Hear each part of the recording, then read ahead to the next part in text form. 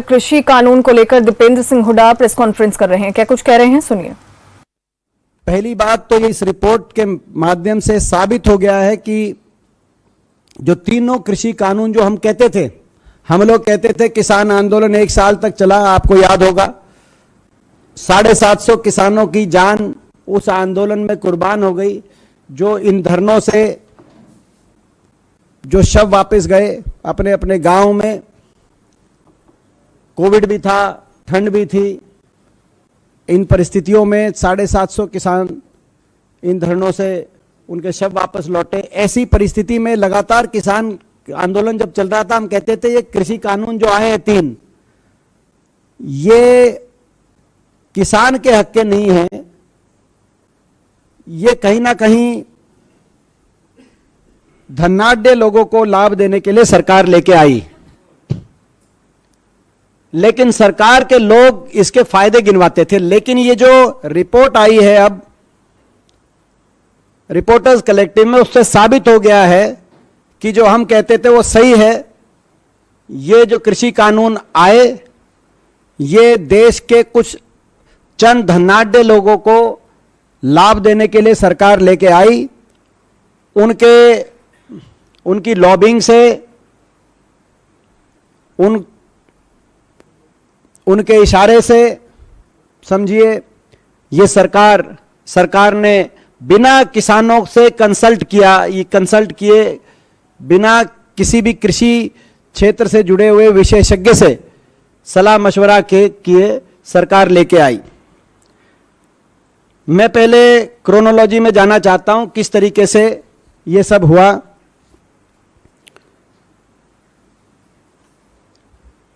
देखिए, फरवरी 28, 2016 प्रधानमंत्री जी ने कहा कि 2022 तक इनकम डबल के लिए हम अपना लक्ष्य रखते हैं। जैसे ही ये हुआ, उसके बाद अप्रैल 2016 में अशोक डलवई जी के अध्यक्षता में कमेटी सेटअप की गई सरकार के माध्यम से। ये भारत सरकार की कमेटी थी, इसमें कई मंत्रालयों से जुड़े हुए प्रतिनिधि शामिल थे। ऑफिशियल कमेटी थी जो इस संदर्भ में काम करा, जिस कमेटी ने, और अंततः उस कमेटी ने 3000 पेज की रिपोर्ट सरकार को सौंपी भी, जिसमें कई अच्छे सुझाव भी इस कमेटी के हैं। लेकिन जब यह कमेटी कार्य कर रही थी, उसी दौरान एक शरद मराठे नामक एक व्यक्ति ने नीति आयोग के वाइस चेयरमैन राजीव कुमार जी को एक पत्र लिखा, और उस पत्र में लिखा कि डबलिंग इनकम के लिए मैं एक मॉडल प्रपोज करना चाहता हूं देश में, और इस मॉडल में 3 कंपनियां बने। एक कंपनी बने फार्म मैनेजमेंट कंपनी, जिसमें 500 से 1000 एकड़ तक की जमीन हो, और जिसमें जितने भी फार्मर से वो जमीन ली जाए उनको 51% इनका जो है पार्टनर बना दिया जाए, बाकी बड़े उद्योगपति। दूसरी कंपनी बने जो कि प्रोसेसिंग एंड पैकेजिंग कंपनी, उसमें किसान का कोई लेना देना नहीं, और तीसरी मार्केटिंग कंपनी, उसमें किसान का लेना देना नहीं। वो 3 कंपनियां बने जो बड़े धनाढ्य बनाए। जो फार्म मैनेजमेंट कंपनी जो किसानों से जमीन लेके बनाई जाए 500 से 1000 एकड़, उसमें 51% जरूर किसान को दिया जाए। ये उन्होंने एक प्रपोजल लेते कहा कि ये डबलिंग इनकम बड़ा मदद करेगी। और नीति आयोग से मैं मांग करना चाहता हूं, नीति आयोग इसको लेकर, प्रपोजल को लेकर एक टास्क फोर्स गठित करे। ज्ञात रहे, मैंने आपको जैसे कहा कि भारत सरकार एक ऑफिशियल कमेटी बना चुकी थी अशोक डलवई जी के अध्यक्षता में, मगर जब वो कमेटी काम कर रही थी, उसके साथ साथ ये टास्क फोर्स गठित करने की बात शरद मराठे, कौन है शरद मराठे? उनका कृषि क्षेत्र से कुछ लेना देना नहीं। शरद मराठे 1960 से अमेरिका में रह रहे हैं। कहीं ना कहीं सत्तारूढ़ दल से और उनके जो एनआरआई, जो उनके संगठन से जुड़े हुए लोग हैं, उनसे इनका काफी अच्छा परिचय है और बार बार इनको ऐसी डेलीगेशंस में या ऐसी सरकार की तरफ मीटिंग्स में शामिल होने का अवसर मिलता है जो आप और हम और आम नागरिक को नहीं मिलता। जैसे कि 2019 में वो princess of Spain, chairman NABARD के साथ प्रिंसेस ऑफ स्पेन से वो मिले। आयुष, उनका कोई आयुष से भी लेना देना नहीं, लेकिन 2018 में एक टास्क फोर्स बनाई गई आयुष सेक्टर को बढ़ावा देने के लिए, उसका भी उनको चेयरमैन बना दिया गया था। मगर ये ना तो इनका तो कोई आयुष से लेना देना, ना कृषि क्षेत्र से लेना देना।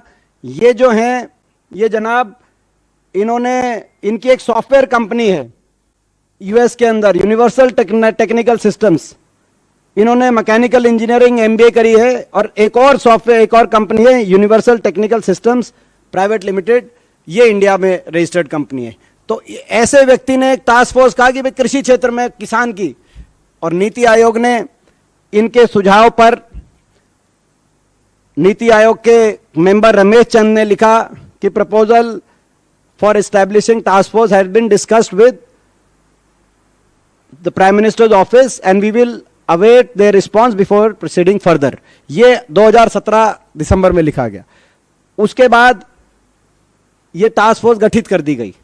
तो क्या जवाब होगा वो आप समझ सकते हैं। टास्क फोर्स बना दी गई।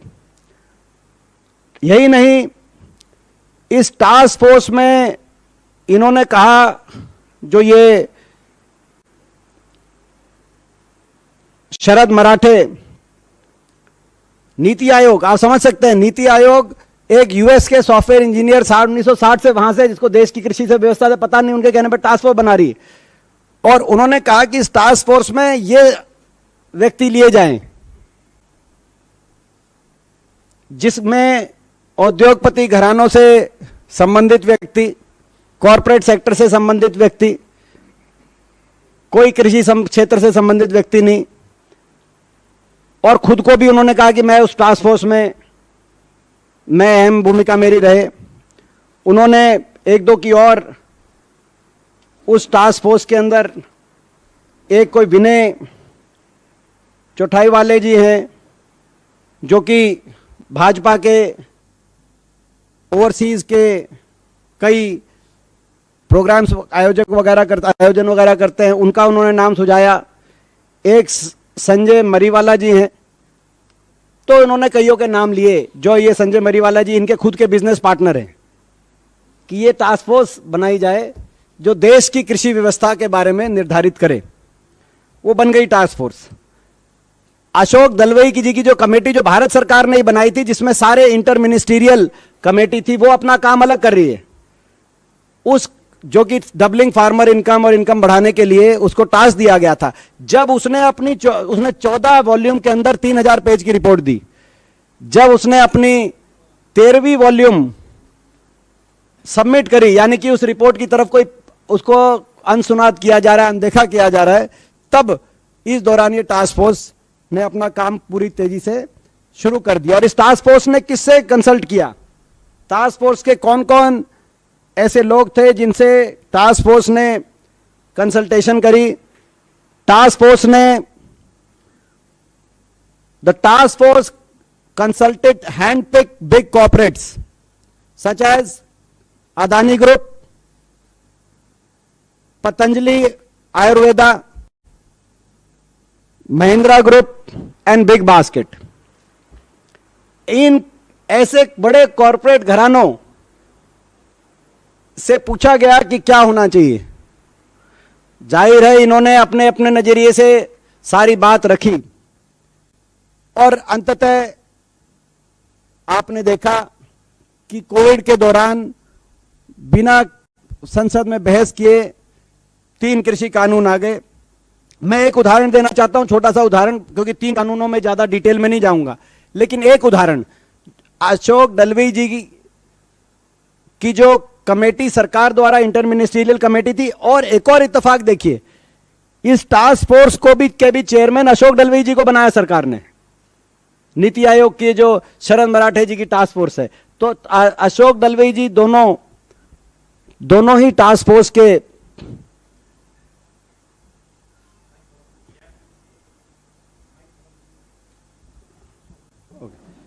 तो ये दोनों टास्क फोर्स के की अध्यक्षता अशोक डलवई जी कर रहे थे। एक उदाहरण देना चाहता हूं, एसेंशियल कमोडिटी एक्ट, यानी कि जमाखोरी के खिलाफ सरकार का ये एक ऐसा कानून कि कोई बिचौलिया किसान से कम कीमत पे खरीद के और इतना जमाखोरी के माध्यम से और ग्राहक को ज्यादा कीमत पे बेचने का काम ना करे, ताकि किसान को भी और ग्राहक को भी दोनों को चोट मारकर खुद का मुनाफा ना कमाए। इसीलिए जमाखोरी का एक कानून है एसेंशियल कमोडिटी एक्ट। और आपको याद होगा 3 कृषि कानून में से एक ये भी था कि इसमें बदलाव। अशोक डलवई जी की 2 कमेटियां हैं। एक कमेटी जो दूसरी इंटर मिनिस्ट्रियल कमेटी है, उसमें एक सुझाव यह है कि ये प्राइवेट सेक्टर को बढ़ावा देने के लिए एसेंशियल कमोडिटी एक्ट में एग्जेम्पशन दिया जाए। बीच का जो एंटिटी है वो, मगर वो तब दिया जाए जब वो एमएसपी पे परचेज करे। एमएसपी पे अगर खरीदती है तो बीच में वो रख सकती है, बीच की एंटिटी। मगर टास्क फोर्स के आगे अदानी समूह ने कहा, और अदानी समूह जैसे बाकी जो मैंने आपको नाम लिए, उन्होंने कहा कि ये ठीक है, बीच की एंटिटी को इजाजत दी जाए जमाखोरी करने की, असीमित और अनियंत्रित इजाजत दी जाए, और एमएसपी पे खरीद करने की कोई कंडीशन ना हो। और यही मान लिया गया। कानून जब आया तो उसमें जो अशोक डलवई जी की भारत सरकार द्वारा जो इंटर मिनिस्ट्रियल कमेटी थी, उसकी सिफारिश को ना मानकर ये थी जिसमें इनकी जो टास्क फोर्स थी, शरद मराठे जी की टास्क फोर्स, उसकी कंडीशन मान ली गई कि कोई एमएसपी पे खरीदने की अनिवार्यता नहीं है। ये डलवई जी की जो टास्क फोर्स है इंटर मिनिस्ट्रियल, उसकी रिपोर्ट सार्वजनिक पब्लिक डोमेन में।